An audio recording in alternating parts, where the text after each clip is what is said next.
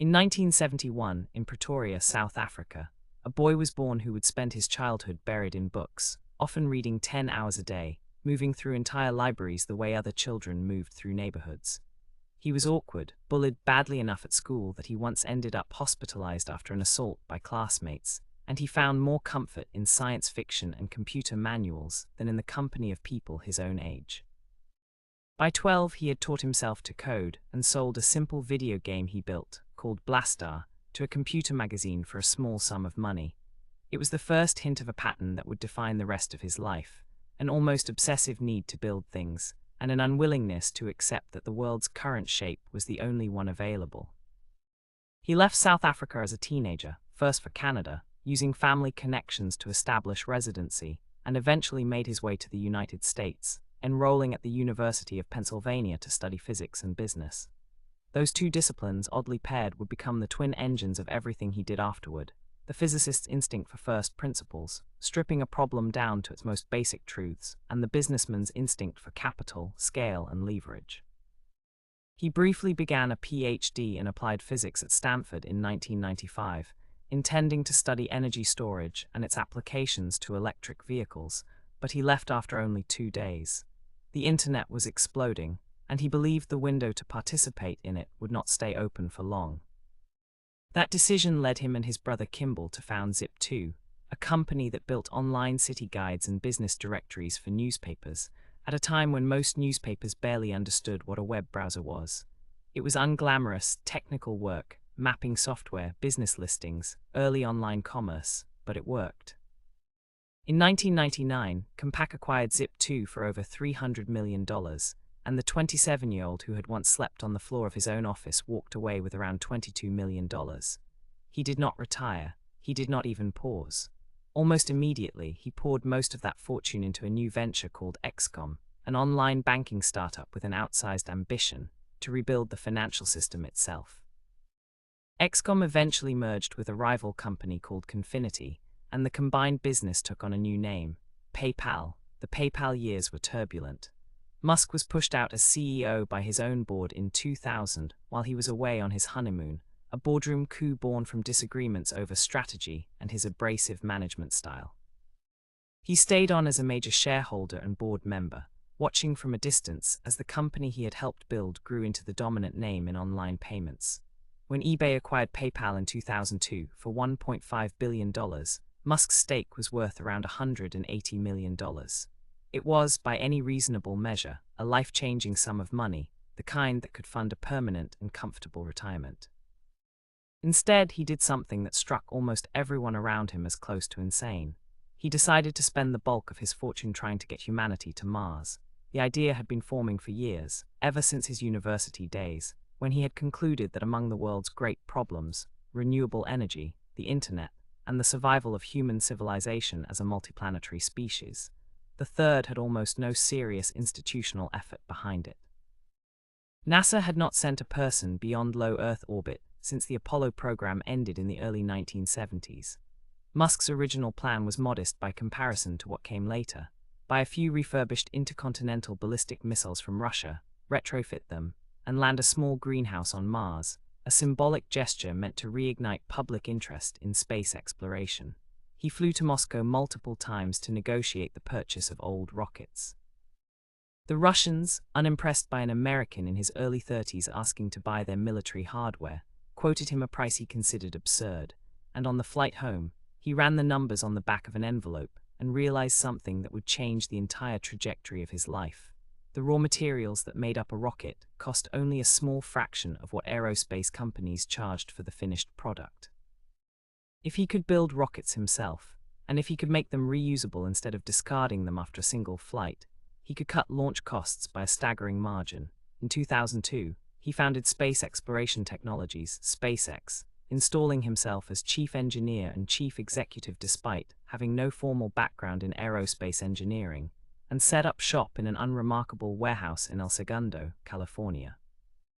He announced, with the kind of specific, falsifiable confidence that would later become one of his trademarks, that the company would reach orbit within a few years.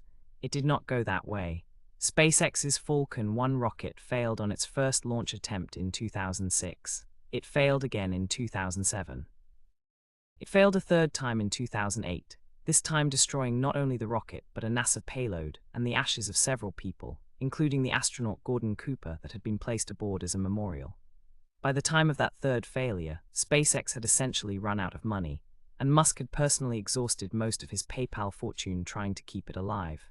That same year, 2008, was the darkest of his professional life for another reason entirely. In 2004, he had also become an early investor and eventually chairman of a small electric car startup called Tesla Motors, founded by engineers Martin Eberhard and Mark Tarpenning. Musk was not the company's original founder, but he was its largest financial backer, and after friction with Eberhard over strategy and spending, he pushed him out and effectively took control of the company, later becoming CEO in 2008. Tesla's first product, the Roadster, was plagued by production delays, cost overruns, and a transmission that had to be redesigned multiple times. By late 2008, in the middle of the global financial crisis, both SpaceX and Tesla were weeks from bankruptcy simultaneously.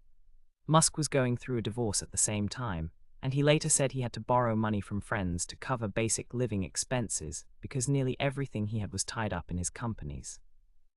He made a decision that most rational advisors would have argued against. Rather than let one company go to save the other, he split what money remained between both of them, betting everything on keeping each alive long enough for one more chance. On Christmas Eve of 2008, NASA awarded SpaceX a contract worth $1.6 billion to fly cargo to the International Space Station, a deal that arrived with days to spare before the company would have folded. Weeks earlier, the fourth Falcon 1 launch, the company's last financial lifeline, had finally succeeded, making SpaceX the first privately funded company to put a liquid-fueled rocket into orbit. Around the same time, Tesla managed to close a critical funding round on the final day it was solvent, with Musk contributing the last $20 million of his own remaining cash. Both companies survived by a matter of days, not months. What followed over the next decade was one of the more improbable turnarounds in the history of American industry. SpaceX developed the Falcon 9 rocket, and in 2015, achieved something aerospace engineers had spent half a century dismissing as impractical. It landed the first stage of an orbital rocket back on solid ground, upright, intact, ready to fly again. Reusability, the idea that had sent Musk home from Moscow doing arithmetic on an envelope, was no longer theoretical. Launch costs began falling. By the following decade, SpaceX was responsible for launching the majority of all mass sent to orbit worldwide, flying astronauts to the International Space Station for NASA, and building Starlink, a constellation of thousands of satellites that would eventually bring internet access to remote regions, ships at sea, and disaster zones cut off from conventional infrastructure. The company began development of Starship, an enormous fully reusable rocket designed explicitly with Mars in mind, taller than the Statue of Liberty, intended one day to carry both cargo and crew to another planet. Tesla's climb was equally difficult. The Model S, launched in 2012, proved that an electric car could out-accelerate gasoline sports cars while still functioning as a practical family sedan, and it won over critics who had long dismissed electric vehicles as slow, ugly compromises. But it was the Model 3, meant to be Tesla's first mass-market car, that nearly broke the company a second time. Production ramped so slowly through 2017 and into 2018 that Musk began sleeping on the floor of the Fremont factory, personally overseeing assembly lines, describing the period publicly as production hell. Tesla burned through cash at a rate that led respected analysts to predict bankruptcy with real confidence. It did not happen. The company found its rhythm, production climbed, and Tesla eventually became the most valuable automaker in the world by market capitalization, doing so not by outmanufacturing legacy car companies, but by treating a car the way software companies treated a product, something that improved after purchase, through updates sent over the air, long after it left the factory floor. Musk's ventures multiplied from there. The Boring Company emerged from a joking tweet about being stuck in Los Angeles traffic, and became a real business digging tunnels for high-speed underground transport. Neuralink began developing brain-computer interfaces, aiming first at restoring movement and communication to people with paralysis, and later at more ambitious goals, involving the interface between human cognition and artificial intelligence. In 2022, he acquired Twitter for $44 billion, a deal he initially tried to back out of and was forced by legal pressure to complete, then restructured the platform under the name X, pursuing a vision of an everything app, combining social media, payments, and messaging in one place. In 2023, he founded xAI, a company built to compete directly with OpenAI, the organization he had helped establish years earlier and later broke from over disagreements about its direction and safety approach. xAI's chatbot Grok was integrated across his other companies, woven into Tesla's vehicles and X's platform alike. By 2026, the boundaries between his companies had begun blurring into something closer to a single, interlocking empire. In February of that year, SpaceX and xAI merged in a deal valuing the combined entity at roughly $1.25 trillion, with Musk describing the long-term vision as building AI data centers in orbit, taking advantage of the uninterrupted solar power and natural cooling of space.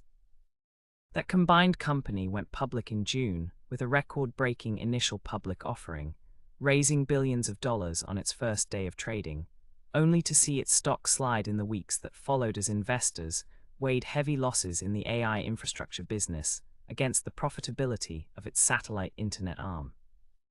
On Tesla's earnings calls that same summer, Musk began speaking openly about the overlap between Tesla and SpaceX, shared chip factories, shared humanoid robot projects, Starlink connectivity built into Tesla vehicles, fueling widespread speculation that a formal merger between his companies might not be far behind, though he stopped short of confirming it, citing the legal process such a move would require.